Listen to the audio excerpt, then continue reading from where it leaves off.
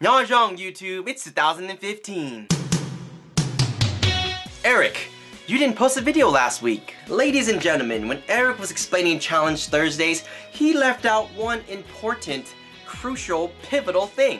He who fails to complete the challenges bestowed upon he shall incur one punishment from the finer, better looking, charmier individual.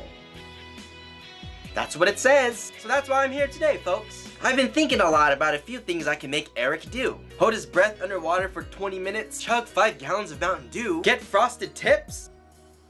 Eric, for your punishment, I'm gonna give you 6 eggs. Within these 6 eggs, 2 of them are gonna be uncooked, unboiled, raw. Your task will be to siphon through 4 of these eggs to decide whether they are boiled or raw using your forehead. You have 1 week. Good luck!